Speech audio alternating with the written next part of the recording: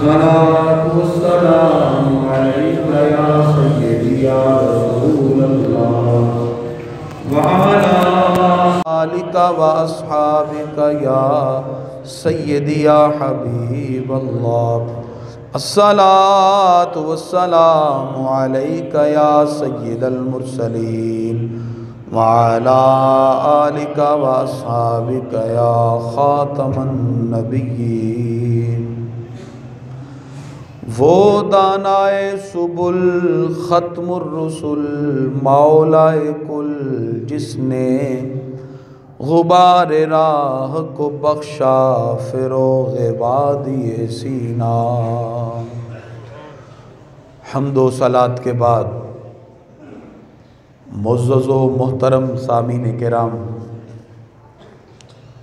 اللہ تبارک و تعالی نے قرآن مجید فرقان حمید کے متعدد مقام پر اپنی اطاعت کے ساتھ رسول اللہ صلی اللہ علیہ وسلم کی اطاعت کا حکم دیا۔ بہت سے مقامات پر اطیعوا اللہ، اللہ کی اطاعت کرو، واطیعوا الرسول، اور رسول اللہ صلی اللہ علیہ وسلم کی اطاعت کرو۔ ایک مرتبہ نبی کریم صلی اللہ علیہ وسلم خطاب کرتے ہوئے فرماتے ہیں، جس نے میری مانی اس نے خدا کی مانی، من اطاعنی فقد اطاع اللہ، جس نے میری اطاعت کی اس نے حقیقت میں اللہ کی اطاعت کی۔ تو لوگوں نے سوال اٹھایا اور کفار کہنے لگے کہ پہلے یہ اپنے آپ کو نبی کہتے تھے، اب تو یہ اپنے آپ کو خدا کہنے لگے۔ تو اللہ تعالیٰ نے قرآن کی آیت نازل فرمائی کہ پہلے میرے محبوب سے سنا ہے، اب پروردگار ارشاد فرما رہا ہے، من یطع الرسول فقد اطاع اللہ۔ اللہ فرماتا ہے جس نے رسول اللہ صلی اللہ علیہ وسلم کی اطاعت کی، در حقیقت اس نے اللہ کی اطاعت کی۔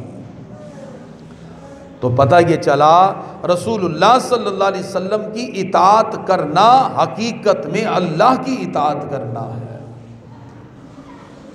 اور گرامی قدر حضرات، اللہ تبارک و تعالی اپنے محبوب کی بارگاہ کا ادب سکھاتے ہوئے فرماتا ہے، ان الذین ینادونک من وراء الحجرات اکثرهم لا یعقلون۔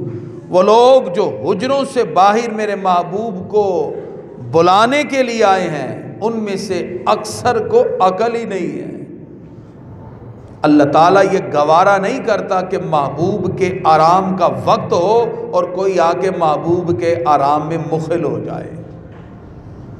اور باری تعالیٰ نے قرآن مجید فرقان حمید میں ارشاد فرمایا، ان الذین یؤذون اللہ ورسولہ، بے شک وہ لوگ جو اللہ اس کے رسول کو تکلیف پہنچائیں گے، لعنہم اللہ فی الدنیا والآخرہ، اللہ دنیا میں بھی ان پہ لعنت کرتا ہے اور آخرت میں بھی، وَأَعَدَّ لَهُمْ عَذَابًا مُهِينًا، اللہ نے ذلت آمیز عذاب ان کے لیے تیار کر رکھا ہے۔ گرامی قدر حضرات، ان آیات بینات سے معلوم ہوا کہ کائنات میں سب سے معزز ترین ہستی امام الانبیاء علیہ السلام ہے، جن سے ہماری قلبی وابستگی ہماری دنیا اور آخرت کی کامیابی کی سب سے بڑی دلیل ہے۔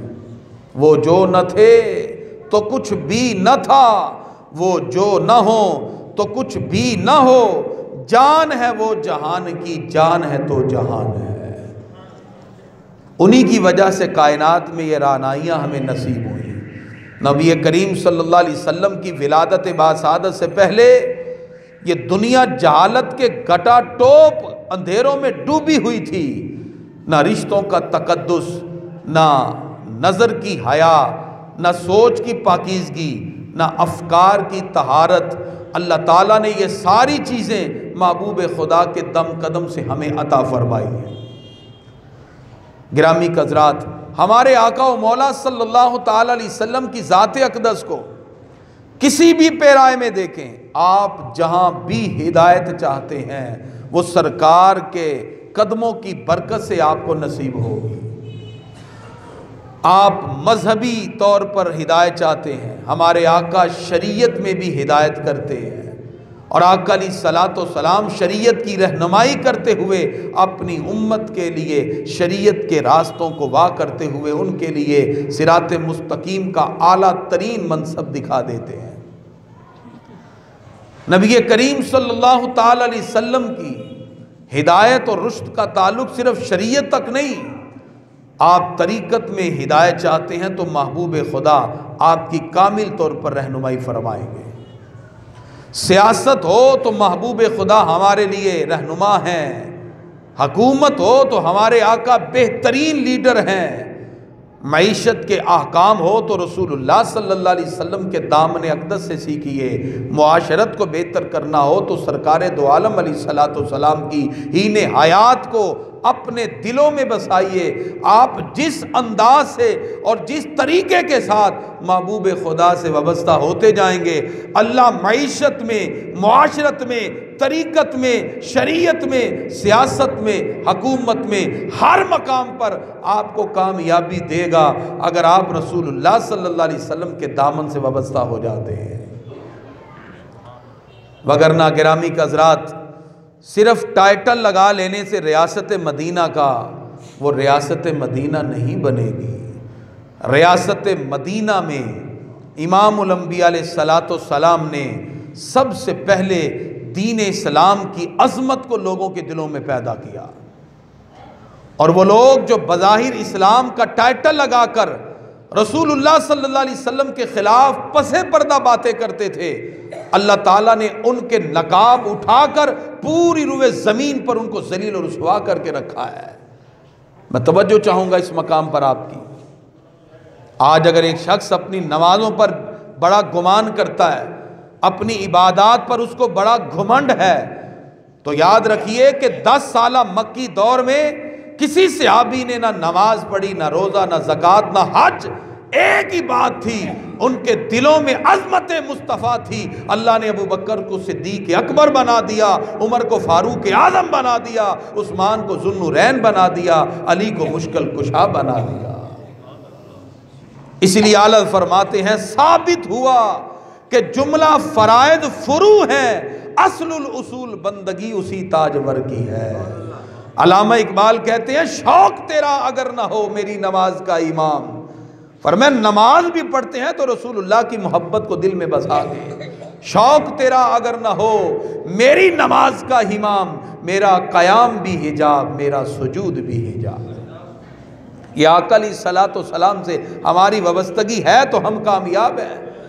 نبی کریم صلی اللہ علیہ وسلم نے ریاست مدینہ کے اندر سب سے پہلے جو بنیادی چیز مسلمانوں کے دلوں میں پیدا کی وہ اسلام کی محبت ہے، جو آقا علیہ الصلوۃ والسلام کے دم قدم سے وابستہ ہے اور آقا علیہ الصلوۃ والسلام کے وجود مقدس کے ساتھ قائم ہے۔ اس معاشرے میں کچھ ایسے لوگ بھی تھے جنہوں نے کلمہ بھی پڑھا، نمازیں سرکار کے پیچھے پڑھی، زکوٰۃ بھی دی، روزے بھی رکھے، لیکن وہ سرکار کی عظمت کو ماننے کے لیے تیار نہیں تھے۔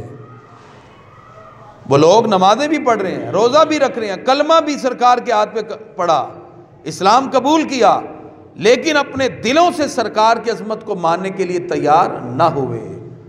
اللہ رب العزت نے ان لوگوں کو اسلام کی عظمتوں سے اس طرح دور کر دیا جس طرح کوئی آٹے سے بال نکال کر اس کو دور کر دیتا ہے۔ جیسے عبداللہ ابن ابی نمازوں پہ بڑا فخر تھا، منافقوں کا سردار تھا، اہل ایمان کے پاس آ کے قسم اٹھاتا کہ ہم آپ کے ساتھ ہیں۔ اللہ فرماتا ان المنافقین یخادعون اللہ، منافقین اللہ کو دھوکہ دینا چاہتے ہیں۔ اللہ فرماتا ہے وہ ہمیں کیا دھوکہ دیں گے، اللہ تو دل کے چھپے ہوئے بھید کو بھی جاننے والا ہے۔ اللہ تعالیٰ ان کے اس دھوکے کا ان کو اس انجام میں مبتلا کرتا ہے، باری تعالیٰ فرماتا ہے ہم ان کو غافل کر کے مار دیں گے، غفلت کی موت مریں گے۔ لہذا عبداللہ ابن ابی جہنم میں گیا، باوجود اس کے اس نے نمازیں سرکار کے پیچھے پڑھی۔ کامیابی کا معیار اللہ نے اپنے محبوب کی ذات کو قرار دیا ہے۔ ایک مرتبہ سرکار دو عالم علیہ الصلوۃ والسلام ایک غزوہ سے واپس آ رہے تھے، ایک صحابی کے اونٹ گم ہو گئے، وہ اپنے اونٹ کی تلاش میں ہیں، نہیں مل رہے۔ بہت تلاش کے بعد بالآخر وہ اپنے عقیدے کے مطابق سرکار کی بارگاہ میں حاضر ہو گئے۔ عرض کی پیارے آقا بتائیے میرا اونٹ کدھر ہے؟ معلوم ہوا صحابہ کا عقیدہ تھا کائنات کا کوئی گوشہ ہمارے آقا کی آنکھ سے پوشیدہ نہیں ہے، وگرنہ اس دور میں نہ کوئی ٹیلی فون ہے، نہ کوئی ایسے فیسلٹیز ہیں جس سے دنیا کی چیزوں کو دیکھا جائے۔ صحابی نے سوال کیا اور آج سائنس نے اس مسئلے کو آسان کر دیا ہے۔ آج ایک شخص سائنس کی بنائی ہوئی ڈیوائس کے ذریعے، سیٹلائٹ کے ذریعے دنیا کے ہر گوشے کو دیکھ سکتا ہے۔ اگر ایک انسان اپنی سیٹلائٹ کے ذریعے دنیا کی مختلف چیزوں کو اپنی آنکھوں سے ایک جگہ پہ بیٹھ کر دیکھ سکتا ہے تو سائنس کی ساری جتنی ترقیاں ہیں وہاں اس کی جب انتہا ہوتی ہے روحانیت کی وہاں سے ابتدا ہو جاتی ہے۔ اللہ کی قدرت اس سے بھی اعلیٰ ہے۔ جب صحابی نے سوال کیا پیارے آقا میرا اونٹ کہاں ہے؟ سرکار فرماتے ہیں فلاں وادی میں فلاں درخت کے ساتھ اس کی نکیل اڑی ہوئی ہے۔ جب سرکار نے یہ فرمایا تو منافقین کہنے لگے ان کو کیسے پتا چلا؟ ایک جملہ انہوں نے کہا وما یدری محمد بالغیب، محمد کو غیب کا کیا پتا، ان کو چھپی باتوں کا کیا پتا۔ ان کا کہنے کا مقصد یہ تھا ہمارے دل میں منافقت چھپی ہے، یہ ان کو پتا نہیں ہے اور دور کی خبریں دے رہے ہیں کہ وہاں اونٹ کھڑا ہوا ہے۔ نعوذ باللہ، در حقیقت وہ یہ کہنا چاہتے تھے۔ گرامی حضرات یاد رکھیے، بارگاہ رسالت مآب پر زبان کھولنے سے پہلے لاکھ مرتبہ سوچئے یہ وہ بارگاہ ہے جہاں ادنا سی بھی گستاخی ہو گئی بلکہ گستاخی کا شائبہ بھی ہو اللہ کی بارگاہ سے کبھی معافی نہیں ہوگی۔ یہ بارگاہ ایسی ہے، آج اوپر سے لے